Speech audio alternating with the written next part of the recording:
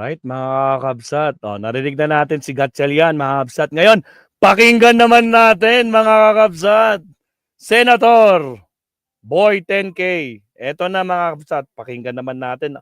Ano kayang matasabi niya dito sa impeachment ni Sara, mga kabsat? At saka ginagawa nilang disqualification case, no? Dito sa impeachment. So, tingnan natin. Ano kayang matasabi ni Senator Boy 10K? Okay, pasok. Ay, wait lang. Liitan natin. ANC pala to, no? Patay. Delikado pala to. ANC pala to. Sounds na lang. Sounds na lang. I expected something. Nagka-copyright to. Pasensya na guys ha. Ibababa ko na lang. At least naririnig nyo si Cayetano yan. Okay, pasok. Pinapadismiss. Pinapadismiss po yung impeachment case. I expected Pinapadismiss daw yung impeachment case. something like that. Because the elephant in the room is very simple. You want to be able to do your constitutional duty. Oh. I'll make it very clear, ha? Walang choice ang Senado. Walang choice ang Senado. Ala! Tolentino! Bato! Walang choice ang Senado! Di ba kaalyado nyo to? Di ba Vice President ni Digong to? Ala! Walang choice ang Senado. It's their constitutional duty. Ala! Sige, tuloy natin to. My goodness. Okay. May naiwan pang 1,800 sa mga di pa po naglalike and subscribe. Like and subscribe tayo, mga kabsat. Okay? Infinite Stream, shout out. Pasok. We have to carry out our constitutional. Sa pa. Pinapadismiss. Pinapadismiss po yung impeachment case. I expected something like that. Because the elephant in the room is very simple. You want to be able to do your constitutional duty. Okay, I'll make it very clear, ha? Walang choice ang Senado. Walang choice ang Senado. We have to carry out our constitutional duty. Having said that, the practical side of that is you need 16 to convict. Diba? So in a perfect world, kaya nga may second oath. Kaya nakita nyo lahat ng interview ko during the campaign, diba? Hindi kami pwede mag-comment. Kasi mag-oath kami ulit, that will be fair. Pero hindi mo rin matanggal sa reporters magtatanong, Sir, pro ba kayo o anti-sumasagot? Diba? So, yung may nabasa ko isa kanina na resolution na walang loopholes, etc., etc. So, that's the elephant in the room, di ba? Na how do you follow the Constitution, both the spirit and the letter? But meron mga ayaw na mag-trial. But there is one difference talaga from the previous impeachment. Kasi sa previous impeachment, di ba, na pag presidente ang pinag-uusapan, ang inaano kasi dyan is a single day more na masyadong yung high crimes or graft and corruption, etc., yung tama sa ating bansa. So walang question na any impeachment meron pinag-uusapan na accountability.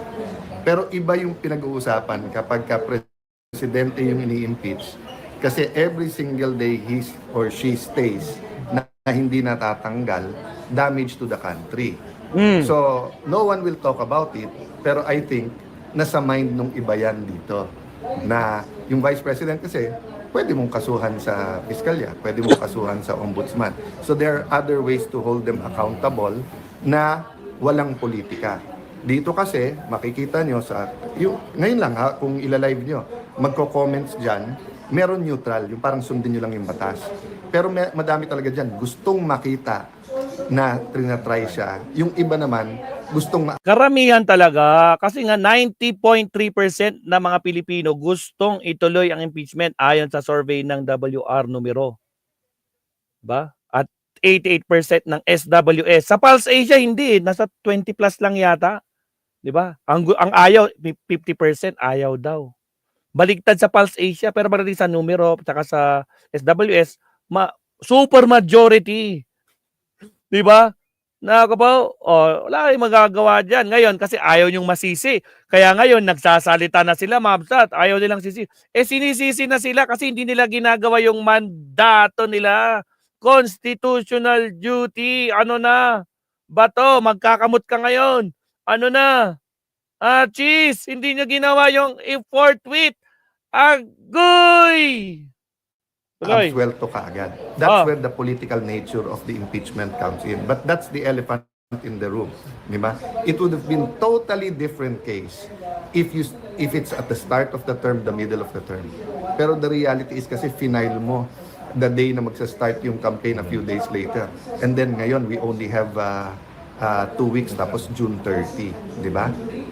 That's why nga yung comment ko kahapon na hindi mo pwedeng ipagbotohan ang morality. Hindi mo pwedeng pagbotohan ang anong dapat gawin sa Constitution. Nakalagay sa Constitution, malinaw eh.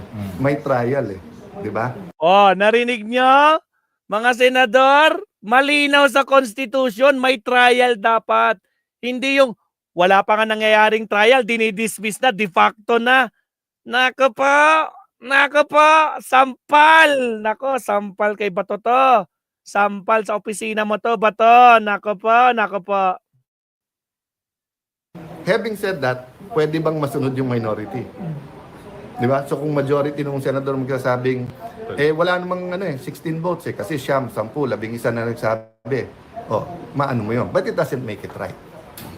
Sir, nakakuha ba kayo o nabigyan ba kayo ng Hindi pa. kopya ng draft? So far sa Facebook at reports ko pa lang nakita ko. I came straight, duwan lang ako sa office, nagpalit lang ang barong, tapos dala ko lang yung Phil-Atom report kay SP kasi kung ano yung mga tatanggalin sa amendment. So wala pa. Sir, pwede ba na mabasura yung sa resolution lang?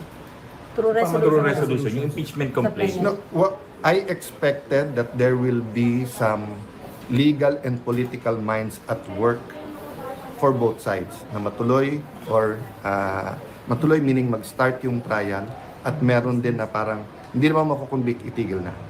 Who will win, who's talking to who, I cannot tell you because I'm not involved. Pero sir, No one has approached me, no one has showed me anything except for yung discussions ko kay SP sa schedule. Yung nagtatanong lang ako sa schedule. Pero as a lawyer, sa veteran lawmaker, pwede po ba a mere resolution by the senators, kahit walang hindi na-convene yung impeachment court, hindi nag-trial, Babalik nga madidismiss ako na? doon sa dilemma.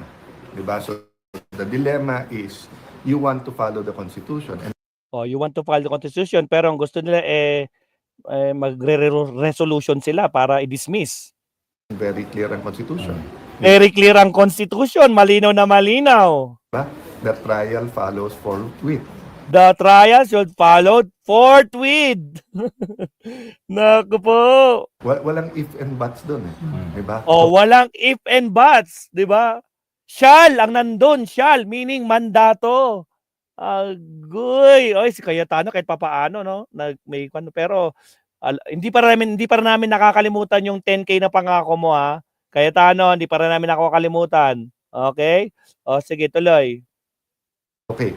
Pero ang tanong nga, if a majority of the senators say that yung trial wala rin mangyayari because you don't have numbers, sinong masusunod?